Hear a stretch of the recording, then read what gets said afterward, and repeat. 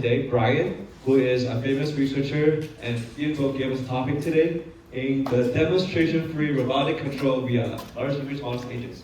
Yeah, thank you, Jerry, for the introduction. I don't think I'm famous by any means, but yeah, hopefully this talk will be useful for many of you. And thank you so much for staying again. I know it's 4th of July. Many of us have many commitments, and thank you, Jim Fan and Arola for hosting as well. Yeah, so today is about like demonstration-free robotics control via LLM agents. I think one of the topics that Jerry and like many people have talked about is that how to build data. But it is like looking at it from the opposite lens as to how to build out the data by just automation alone. That is famous, and many of you guys already know, which is Cloud Code.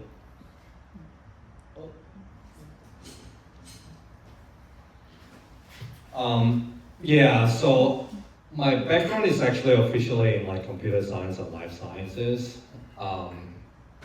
We all have daytime job somewhere else. I currently work at AWS for a daytime job.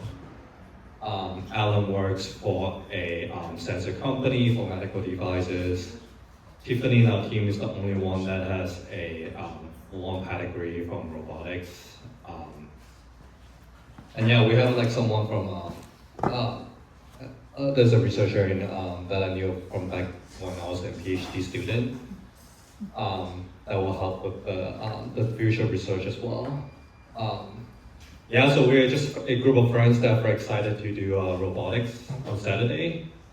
And that's why I think is a really good venue to present in Saturday Robotics.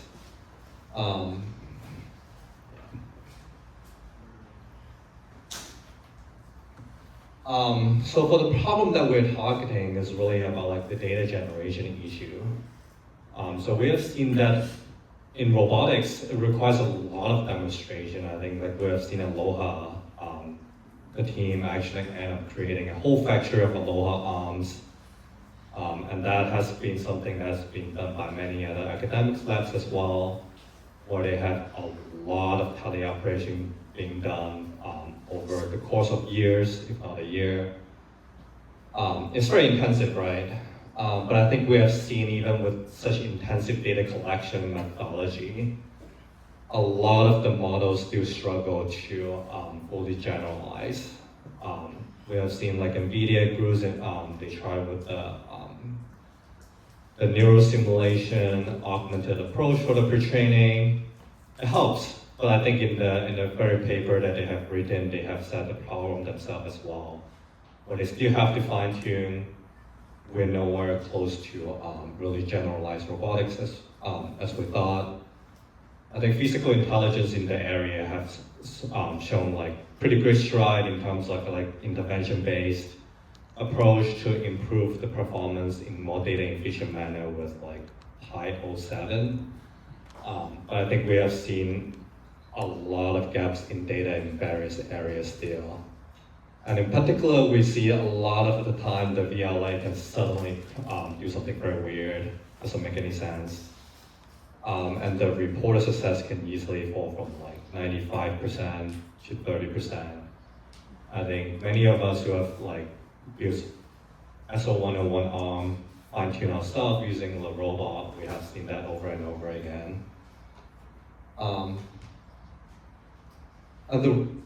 the structural root cause cases where we think the problem is happening is because the training data we have are really not that diverse, and it's not really like scaling up in both diversity and volume at the same time. Like the internet scale training data that backs the LLM. We have seen a lot of data just collected in very controlled robotics and labs environments. And in that case, the data tends to be like highly redundant and they don't have the capability to really generalize well, to have like physical intelligence in the world.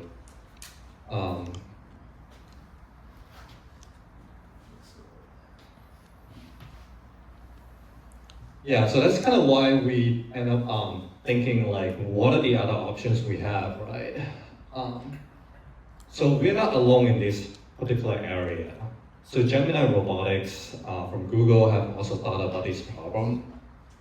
And in general, people have crafted embodied agents in that case to achieve tasks with zero demonstration.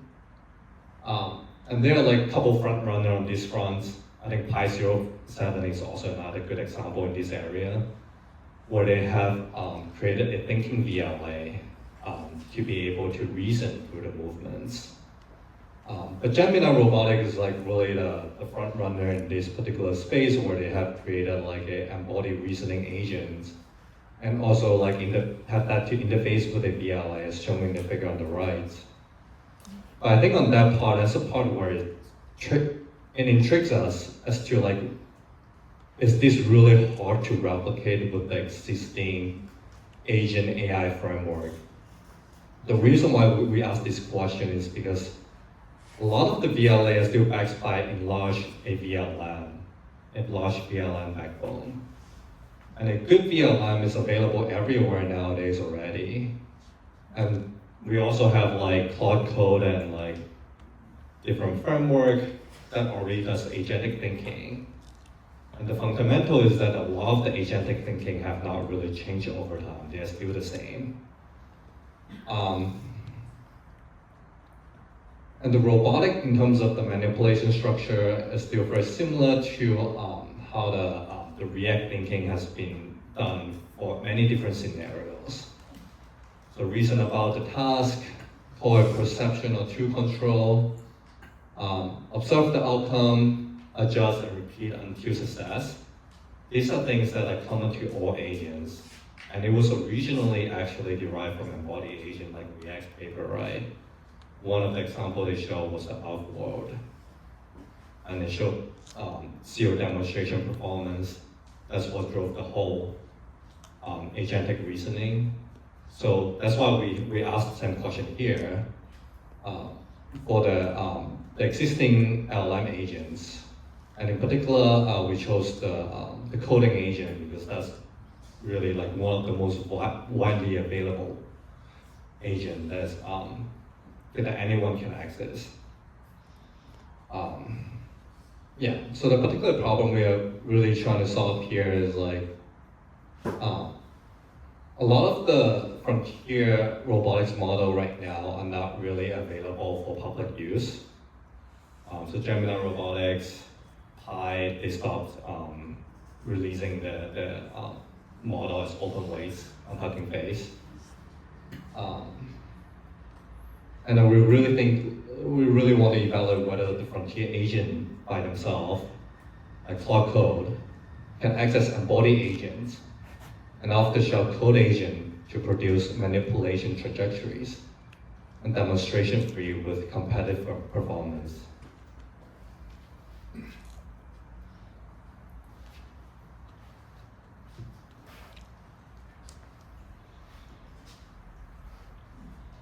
So the way it works is very simple. It's literally dumping the prompts that you see on the left into the Claude Agent SDK, which is this Claude Code SDK. It will automatically produce the motion trajectories. So let me play the video.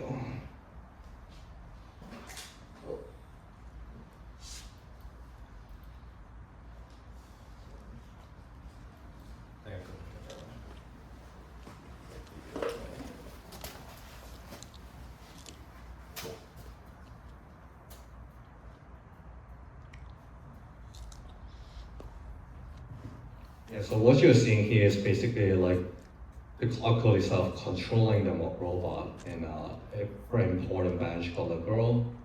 It's not only that it can like try the different motions, but for each of the motion it can actually natively reason and like what to do next and what was the failing mode.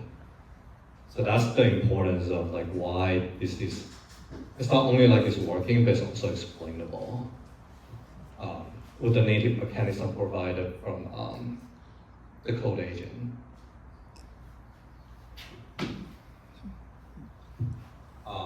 Yeah, so did do a little bit of mathematical model of how the agent should work, even in the case of embodied agent, to convince ourselves that it is actually a working approach, but not like it just happened to be working. The math might look a little bit scary, but at the end of the day, it's like exact same formulation from the React paper. But instead of acting on each particular granular action, here we act based on each script. And the reason why we act on each script is really to preserve the token usage and allow the agent to be able to reason on a whole episode to have enough observation to drive for the next set of iterations.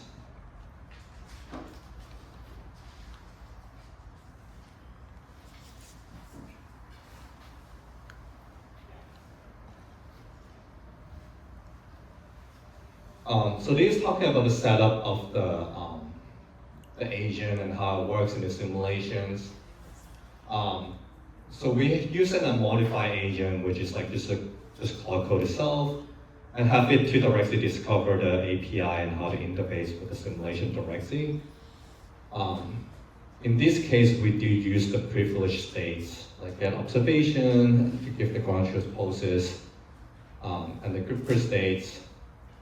And for the comparison with the VLA model, it's mostly for contextual setting, but not really to argue that our method is better than VLA, but really in the future to help to augment VLA.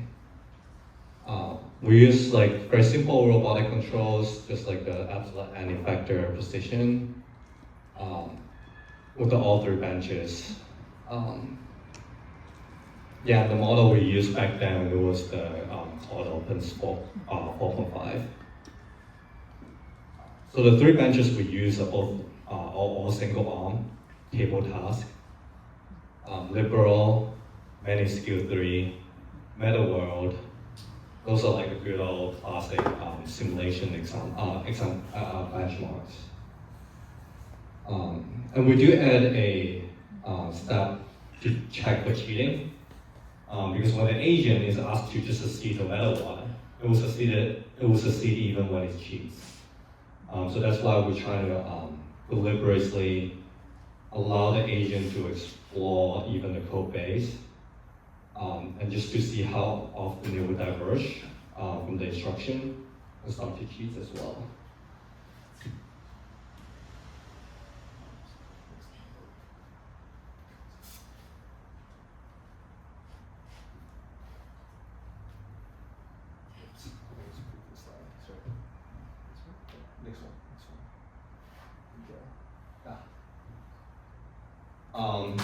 So for the three benches, they actually have some like minute differing capability as well. So for the liberal bench, we really try to set up the base case with the Cloud Code as a frontier agent without any demonstration. So at the very beginning, we try to just use like 10 trials and see what happens. I think the surprise is like how competitive it becomes already. It can generate like 70% of the cases reaching successes at the end. But then we quickly think about like, okay, 70% that's not really great enough, right? We need it to improve. The first thing we tried is definitely just to let it run for longer. And it turns out that alone can already improve by another 14%. We bring up the performance to 84%. And it recovered basically half of the cases that have failed before. Just letting it run for like 20 minutes or so. And we did also add on like a simple optimization of just like human coaching, which is just reviewing the videos of the traces quickly, like a couple minutes, write a blurb, like when you play tennis, right? Like the coach will tell you what you did wrong. So that's exactly what we did as well. And feed that instruction right back into the prompt, and it can actually improve it by another couple percent. Yeah, so we did compare the performance against the VLA. Again, it's purely contextual because the VLA actually does the actual sensing with the RGB level. But for us, we do have the Oracle states. Yeah, the table shown on the right basically show that like the performance overall very competitive. Of course, not the best as compared to like it's highly fine-tuned, right, with many samples. But that leads us to the next bench around the sample efficiency.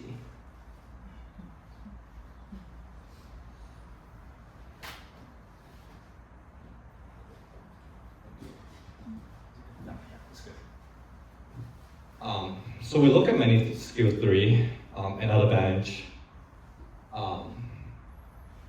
So what's unique about this bench is that it got like some of the different amount of training data as compared to what is like zero shot or method. So what we saw is basically that our approach without any demonstration on the performance is actually competitive for a lot of the simple tasks like pick and place, inserts. But it does have a limitation where it's like if it's very, very precise for the motion, like for pack inserts for the sub-centimeter precision, then it starts to hit a wall.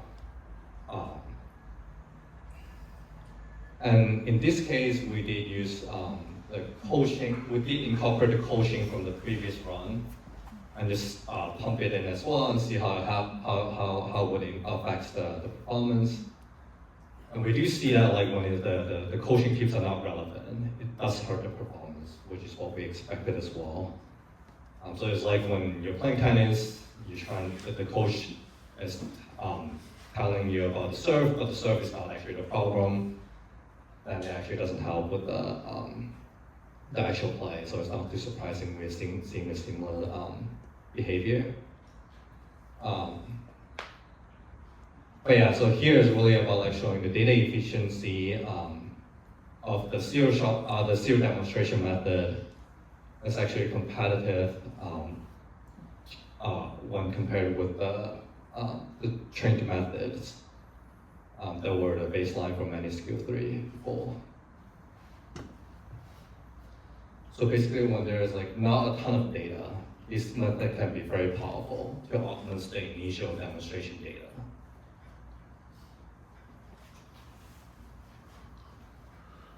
So we also quickly test on a different arm from a different bench, the soil arm, to check for causal embodiment generalization. Yeah, so I think like what we saw again is like very simple, that when the coaching is relevant and also the setting is relevant, then we see that the performance overall can be augmented zero shot by an agent that we all use, just a cloud code in this case. Well, the interesting part is that we did see like 2 cases were cheated by the coding agent. So what happened is that like even when we specifically tell it not to cheat, it was still occasionally end up searching the entire repo and find a working example and just use that one instead. Or end up using like a really brute force approach, which is not what we wanted as well. But yeah, for majority of the cases, it was able to automatically discover the correct trajectory again, and be able to achieve pretty good performance.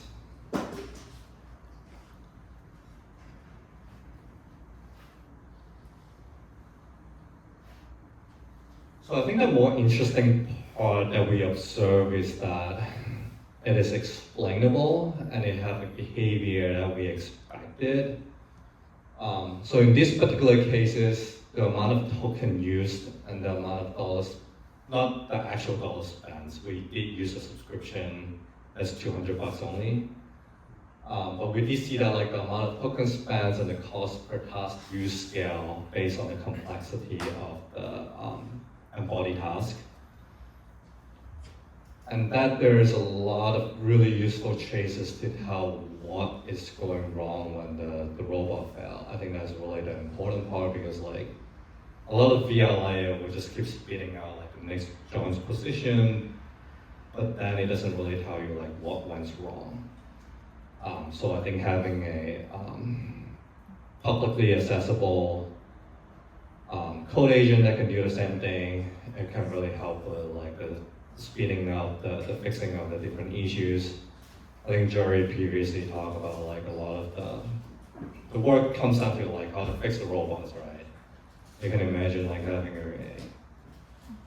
a process that can automatically diagnose the issues that can really help to reduce the cost in terms of maintenance.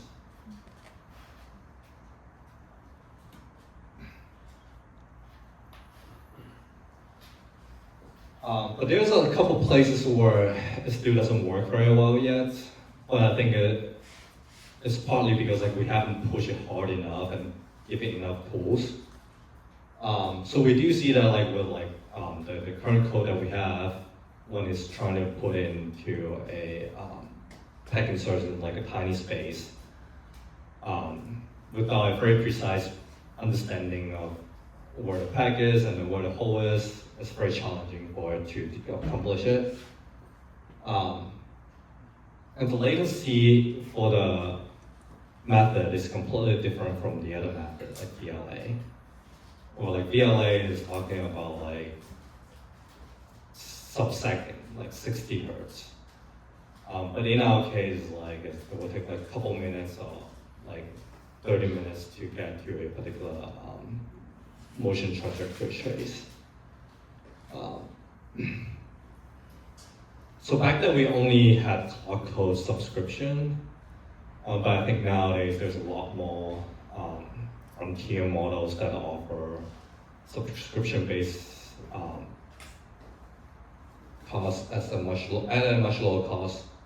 So I think that's one thing that we can try more in the future is try, for example, Codex or like the Gemini model and see how it perform with Codex agents, embodied agents. Yeah, so there's a lot of calibration and like different noise and biases that are challenging to model fully in the simulation. But I think like in the future, when we move the hardware, I think when we can specifically model this, it can be another powerful aspect. So a couple places where we think this can go next. So I think the most obvious use case is to automatically augment the trajectories to train VLA such that it can be happening in real time in the future. And we do want to do real world deployment at some point. And the other couple tasks that we think are also still important is like mapping out which parts should go into the reasoning side and which parts should go into the tight loop that requires high frequency control. And I think the last but not least part is that the guardrail safety is very important because like we let a very powerful agent that will do whatever it do to achieve success. I don't think that will be a safe agent you want to see folding your laundry by any chance. So that's it for the core presentation. But I think one more interesting part of the more useful takeaway is that this research is actually done during our off hours. So we mostly like just try to do it on Saturday, plan out like what the AI agents should do for the research, and we just like spin it up and let the agent team run for the entire week automatically. So that's what enables a team of full with actual day job become able to do Saturday robotics and while being able to publish a paper. Yeah, so we have like a whole team of AI agents where they are working all together to make this paper to happen. So for any one of you that's going to IROS in Pittsburgh, definitely let us know. Happy to say hi. Yeah, that's it for the presentation.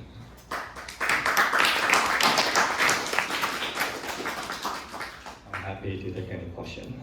Yeah, go ahead. Yeah, so one question. Thank you so much for the presentation. So the question I want to ask is, do you see agents can help with robotic data collection? For example, the verification, validation, and the other. Do you see that coming? Or is there anything in production already in the industry environment? Yeah, that's a very good question. So how can an agent can help with the verification and validation of the data? I think for that particular problem in general,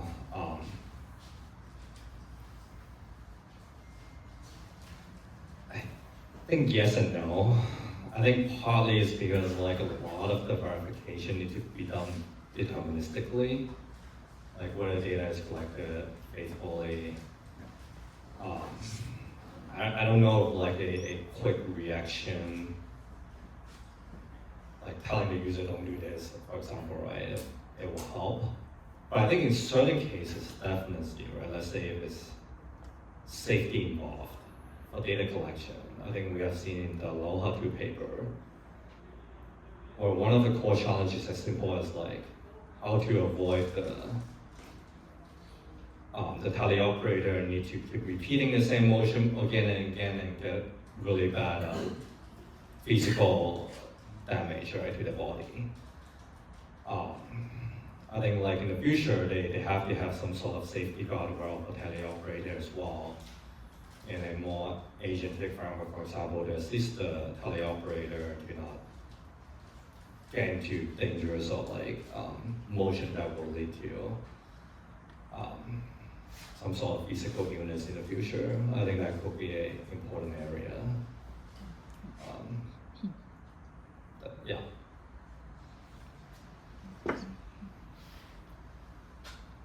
Yeah, go ahead. Have you tried zero shopping with the Table 5? That's just gonna be here for a little bit before they restrict it.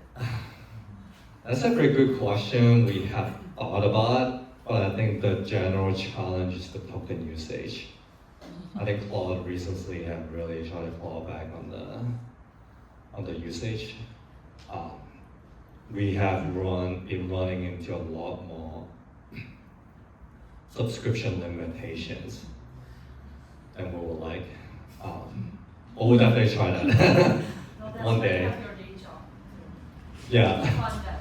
Oh, I don't know. I mean, I think token usage is a pretty big issue in a way. Like during day jobs, I think most of us spend like thousands, if not tens of thousands, in token usage in the span of like a day or two, right? But I think with like a self-funding project, it's usually much harder still. Yeah, but I think on the price side, it's just like we just let it run over the weekend. Just let it see how it goes. But yeah, no, definitely I think like a lot of the reasons model 4.8, they have improved a lot in terms of embodied reasoning and vision capability. So it's definitely an important aspect in terms of using the newer model. Yeah, go ahead. So I'm non-technical, so bear with me. But as I understand it, the approach that you used involved using zero data, zero demonstration, seemed to produce good results with inanimate objects. I was wondering if you would endorse this kind of an approach when it came to physical contact with human beings. We work in safety and record data that relates to contact, and so I was wondering if you think this would translate and what the gaps might be. Definitely. So in terms of the high level thinking we have, it's definitely that this will be much safer than like the DLA approach where it just keeps spitting out the different angles in John's position. You cannot really, I mean, it's safe, it's not, we don't know. I think some other people have tried like a reward model. I know like physical intelligence, for example, they have like another VLM as like score, right? But in order to score whether a situation is safe or not, our team generally don't believe that a small model will be sufficient. Where such an approach where just like take the current situation back to the gigantic LLM, frontier LLM, and see what's going on is likely the critical way to ensure much safer interaction with human. Because safety is like such a broad concept, right? Yeah, and it requires like a lot of capability of the model in order to understand all the different situations. So we think like a large model is here to stay for safety. And that's why this approach will be very helpful for code. To code up the actual trajectory, I think is really important as well because it's much more readable.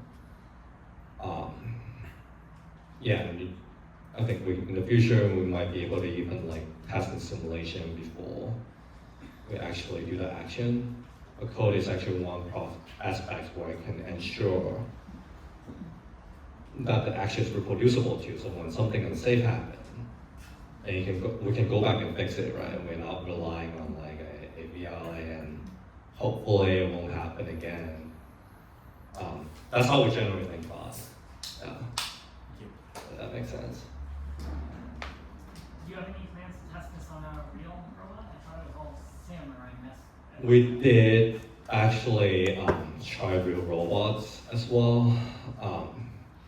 But I think many of the points from Jerry is actually very accurate of the scenario we had. The motor, the joints, I think we end up fixing we end up mostly fixing the robot 80% of the time. Then we took a hard pause and just switched all the way back to just purely simulation. We thought originally that like with all the current latest robot technology, supposed to be a lot more robust, but we did burn through a lot more motor, and we had like the VTech motor over there. I think we burned like 3 of them, and they got the ship all the way from China. So we decided like we just gotta put a hard pause until we have a clear design on the hardware. Even though, I mean, it's like, now it's like much cheaper for robotics in general, like a lot of cases. It used to be like 100K at least to do anything. Now it's like, I mean, that printer is like $2 grand, right, I guess? Like $2 grand maybe. One grand, okay. And I guess the VTech motor is like a couple hundred for each, like for the really good one, right? I guess like it's like a couple hundred, but like the regular one I think is like only 20 to 30. So it's not expensive, but I think it's like the time-consuming aspect is still here to stay. Like might make us like try to think a little bit harder before we try to go full on for the hardware side. Yeah, I have 2 questions. So the first question is, like, what kind of tools does the agent have access to? Does it directly interface with like a simulation state, or do you provide like some tool for it to get like object closest? What's the second question again? I haven't asked. Oh, okay. So the first question is about the tools usage. That's a very good one. I think the agent actually ended up answering for us. The agent actually discovered tools that are necessary. For example, like what are the tools available in the simulation that they can use without cheating. But I think on the wider concepts of tools, the general thinking is like that's where it's really get powerful, right? When we can plug into existing agent that have a lot of tool ecosystem. So for example, you can imagine if this agent can even like watch a YouTube video and learn some new skills, that will make it into a whole new dimension, right? In terms of what it can do. Because right now, for example, if someone asks me to do something, I don't know how to do it, I just go on YouTube, right, to make a new dish or whatever. Well, we can imagine, like, with Google VR, they show that, like, so much of physical is based on video. Then in that case, if we can augment with video data online, it can be a very powerful way to achieve a lot more dynamic tasks. And this is one example. Imagine if you can email the agent and they can do your dishes, right?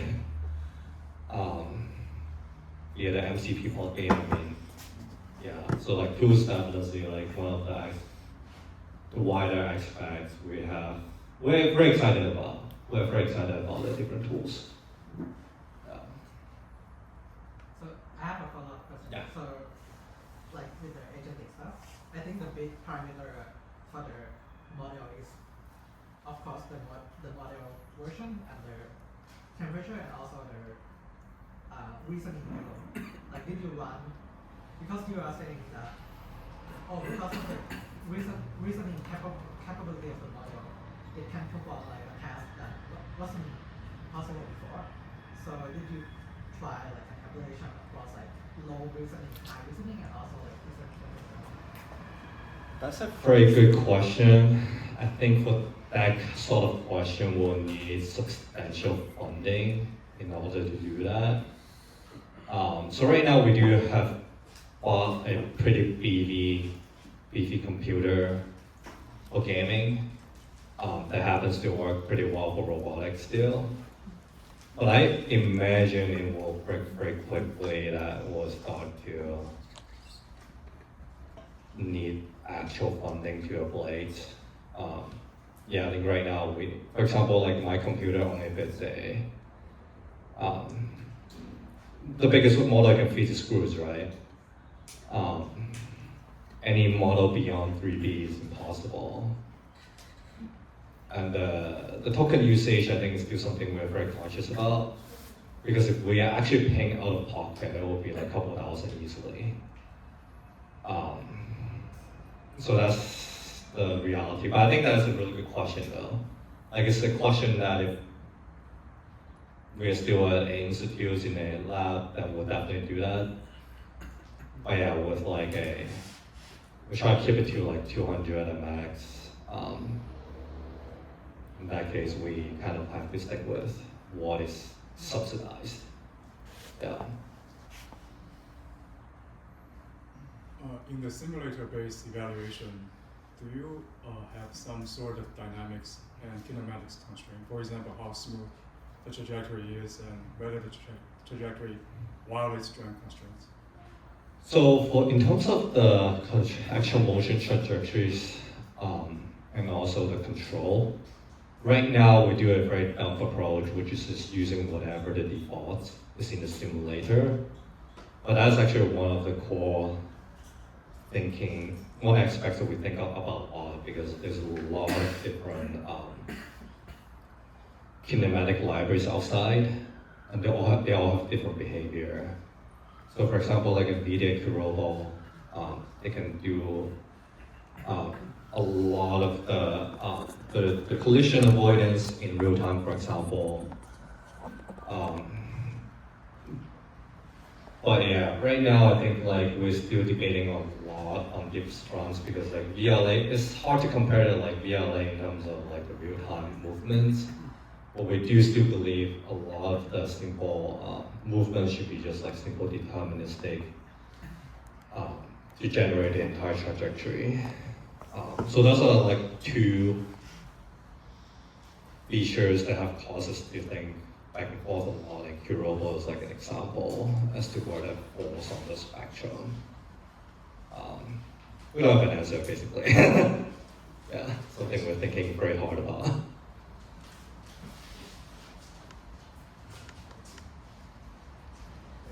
I don't know if there's any question. If there's no more question, I'll hand back to the stage to Jinpeng. Thank you for your attention.